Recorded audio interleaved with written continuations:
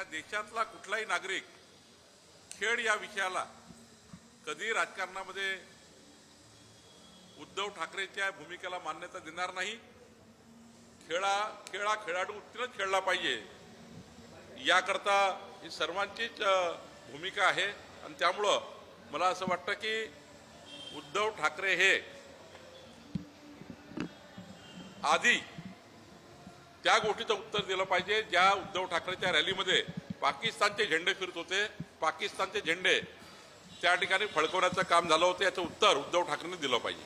एकंदरीत बघितलं तर लक्ष्मण आखेनी जे आहे ते राष्ट्रवादीवर टीका केली आहे। ते बोलले की राष्ट्रवादी काँग्रेसचे जे नेते आहेत शरद पवार हे मनोज जरांगे यांना रसद पुरवतात, टीका त्यांनी केली नाही, त्यांच्याकडे काही माहिती लक्ष्मण हाकेकडे आहे हे मला माहिती नाही, पण ओबीसीच्या संदर्भात एवढंच सांगेल की परवा विजय वडेट्टीवार जी असो की लक्ष्मण हाके जी असो की राज्यातल्या कुठल्याही ओबीसी संघटना असो,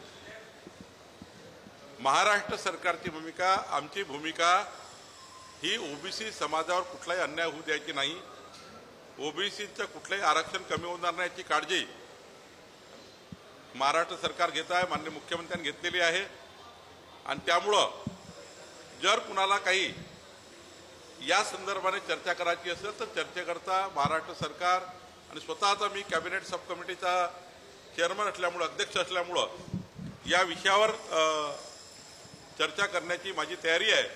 पण लक्ष्मण हाके काय बोलले याचं उत्तर लक्ष्मण हाके देऊ शकतील। हिंदी में जानना चाहेंगे कि आज भारत पाकिस्तान का मैच है, राज्य भर में शिवसेना उपाटा के गट के लोग आंदोलन कर रहे हैं, क्या वो खेल के पीछे आड़ में राजनीति कर रहे हैं? देखिए, मैं उद्धव ठाकरे को पूछना चाहता हूं, जब ऑपरेशन सिंदूर चालू था, देश में दहशतवादियों ने हमला कर दिया था पहलगाम में, तब उद्धव ठाकरे ये लंदन में पर्यटन पर थे, टूरिज्म कर रहे थे। थोड़ी भी अगर उद्धव ठाकरे में देश के प्रति और हिंदुत्व के प्रति भावना होती तो लंदन छोड़ के तुरंत दूसरे दिन ही वापस हिंदुस्तान में आते।